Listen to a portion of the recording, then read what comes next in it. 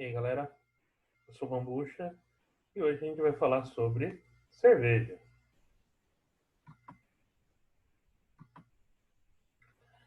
Bom, quando a gente conversa com alguém que faz cerveja, a pessoa vem falar em termos técnicos com a gente e vem falar de alfa-milase, beta-milase e sacarificação. E são termos que a gente não entende. Pelo menos eu demorei um tempo para entender. E a gente só quer perguntar como é que você fez, né? Então, para isso, a gente tem que entender que a cerveja ela tem 4 ingredientes principais: água, malte, lúpulo e fermento. Tá? Se quiser colocar alguma outra coisa, a cerveja é sua. Você pode colocar fruta, você coloca casca, você coloca vodka, você coloca mel. A cerveja é sua. O que a sua imaginação mandar, você coloca. Vamos falar primeiro sobre a água. A água não é simplesmente água, tá? Então, a gente tem tipos de água. Lembra daquele seu parente que falava assim: Ah, ah, vamos atravessar a cidade atrás da água de Agudos. E você pensa, nossa, eu vou andar 10 quilômetros para pegar uma cerveja só porque é água de Agudos? Qual a diferença da água de Agudos para a água do Ceará, de Piracicaba? Bom, tem diferença. A diferença é a seguinte: a água tem minerais que compõem ela, e cada composição de mineral vai facilitar é, para enaltecer, né, o malte ou o lúpulo ou ali ficar no meio termo. Então, você pode fazer uma composição de água que você vai trazer um cheiro mais de malte, vai trazer um corpo melhor para a cerveja. Você pode fazer uma composição de água que ela vai trazer aromas de lúpulo, né? E aí eu tô falando de malte, o que é o malte? Então, que é a malteação, né? O malte, ele é composto de cereais, tanto é que o Mussum falava, né? Suco de cevades, né? Que são cereais de cevada ou qualquer tipo. A gente pode maltear qualquer tipo de cereal. O que é maltear? A gente vai umedecer o cereal para ele começar a germinar. Quando ele começa a germinar, então vem um processo de secagem. E ali, aquele cereal que começou a germinar, mas passou por um processo de secagem, às vezes ele é torrado, às vezes é torrado com umidade, e tem diversas maneiras de fazer essa secagem, e isso resulta na centena de dezenas.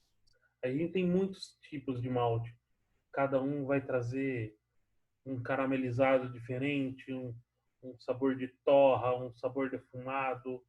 Então, cada malte vai trazer um resultado diferente. Né? O que são enzimas e amidos? As enzimas são pequenas partes que compõem os cereais.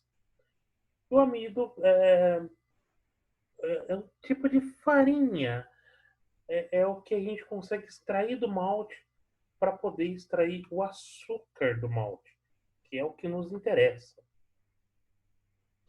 Sacarificação é extrair o açúcar, né? A sacarificação, a gente tem duas coisas que são importantes: a temperatura e o tamanho. E as duas coisas estão correlacionadas, porque de acordo com a temperatura, a gente tem o tamanho dos açúcares que a gente vai extrair. Claro, a gente está falando do tamanho celular, tá? Então, a 60 graus, a gente vai extrair açúcares bem pequenininhos, né? Mesmo para uma célula, né?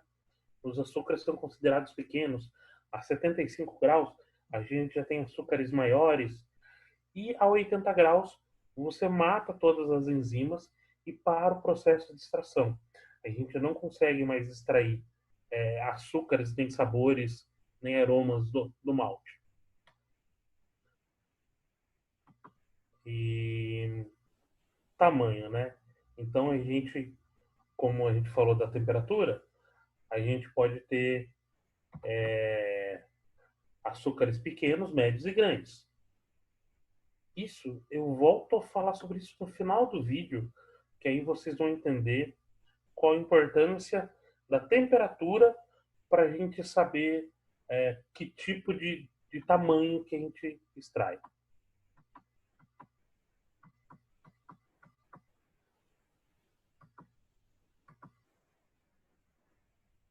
É...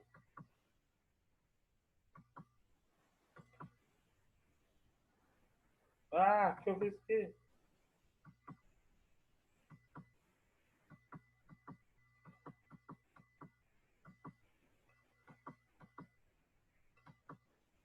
Bom,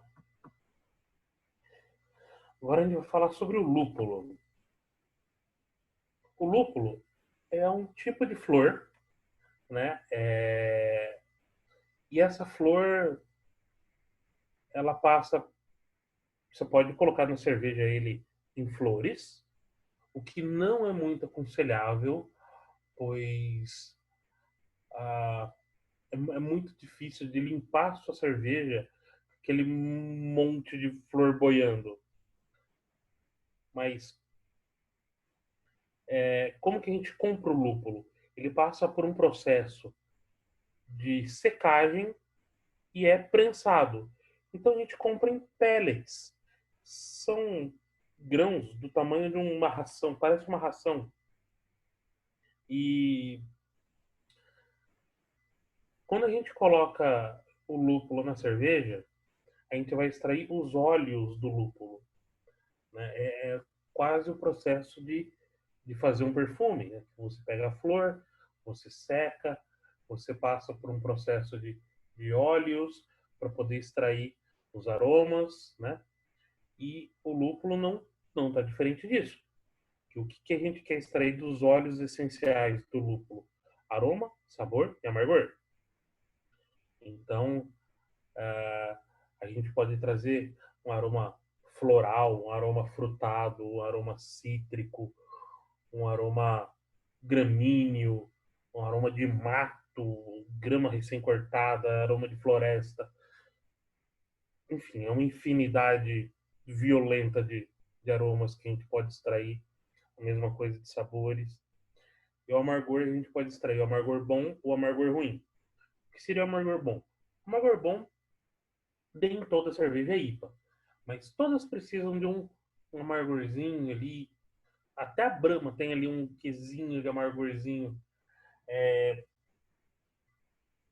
Então, esse é o amargor bom. O amargor que a gente faz para dar a nossa característica para a cerveja. E o amargor ruim é aquele amargor que você toma a cerveja e você sente um soco na cara. E aí você termina de tomar sua cerveja, você lavou o copo e 2 horas depois você ainda tá com aquele amargor na garganta. Esse não é amargor bom de se sentir. Então a gente faz de tudo para extrair o amargor bom e os sabores e aromas bons. Fermento. Esse é a minha parte preferida. O que é a fermentação? Vamos, antes da gente se prolongar, vamos explicar igual um pão. Todo mundo conhece fermentação de pão, fermentação de massas, né? Você pega uma massinha desse tamanho e aí em questão de algumas horas tá gigantesco. O que acontece com o pão? O fermento ele vai lá, ele vai comer os açúcares da farinha e ele vai soltar é, alguns gases que vai deixar a massa mais aerada, né? Que ele vai comer o açúcar e soltar alguns gases e aí a massa fica aerada, fofinha. E com a cerveja é a mesma coisa. Então, o fermento que ele faz basicamente é comer e se reproduzir. E é isso que a gente quer. É isso que a gente quer.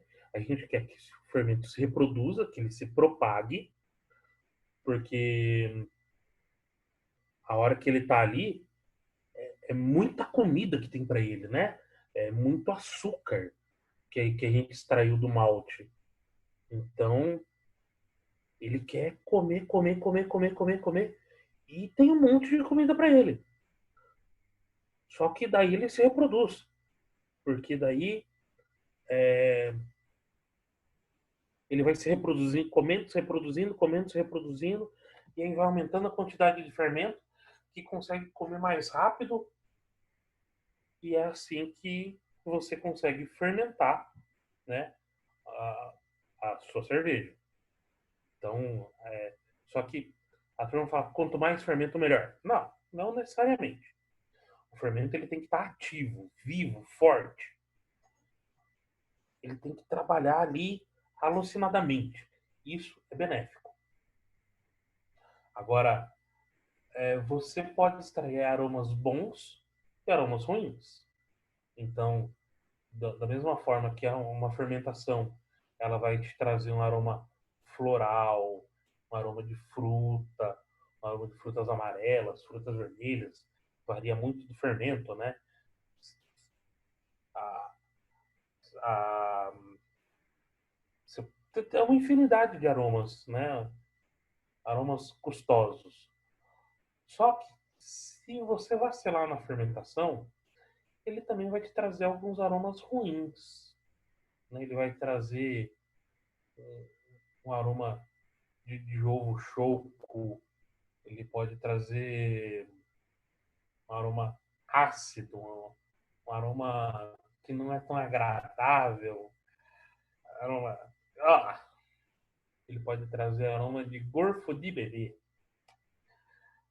Meu amigo, quando a sua cerveja cheira vômito de neném, ninguém quer beber ela. E às vezes não é sua culpa, às vezes sempre vai ser sua culpa, né? Mas às vezes é algum processo na fermentação ali, aquele dia eu não cuidei direito da temperatura e o fermento foi embora trazendo um aroma ruim. E agora, vamos falar do tamanho. Lembra que eu falei do tamanho do açúcar? Então, vamos imaginar que a gente é uma bactéria. E aí você tem açúcares do tamanho de pizzas e açúcares do tamanho de pipocas. A função do fermento é comer o açúcar e transformar em álcool. Então, imagina você tendo que comer uma pizza inteira para transformar ela em álcool. Energeticamente falando, né, não é uma coisa muito boa, porque é muita comida para poder gerar o álcool. E o que acontece? Às vezes você não consegue comer a pizza inteira, né? A maioria das pessoas não consegue. E é a mesma coisa com as bactérias do fermento. Elas não conseguem comer a pizza inteira. E aí é aí que sobra açúcar. Imagina que as, pegou uma pizza inteira e vamos imaginar que você come bem, sobrou duas fatias. Aquelas duas fatias são açúcares. Então, se você pegar uma cerveja que precisa do açúcar residual, então é interessante você moldar o açúcar que você vai extrair de forma grande, pensando que você quer um açúcar residual. Então, você quer açúcares grandes e complexos, difíceis do fermento comer, que é para sobrar açúcar mesmo. Ele vai comer o açúcar, transformar em álcool, muito álcool, e ainda vai sobrar açúcar. Agora vamos imaginar o contrário. Pipoquinha. Pipoquinha, álcool, pipoquinha, álcool, pipoquinha, álcool, pipoquinha, álcool. Quando vê, acabou a pipoca! E a gente tem muito álcool. Aí fica uma cerveja bem sequinha, um corpo bem baixo, fácil de tomar. E ela transformou todo o açúcar em álcool. Era isso que você queria. Então, varia de estilo para estilo. Cada cerveja vai te trazer um estilo diferente. Você pode trazer uma que vai sobrar açúcar, outra que ela vai comer todo o açúcar. E aqui, né? Bom, gente, basicamente é assim que a gente quer a produção de uma cerveja. Esses são os itens que compõem uma cerveja. Então, quando alguém falar para você, vir falar difícil para você, você já vai entender a etapa e você consegue perguntar para a pessoa: ah, isso daí é açúcar grande? É açúcar pequeno? Tô ciente disso. Então, comecem a fazer cerveja. Só comecem, que dá sempre certo. Com nós, a cerveja se despede aqui.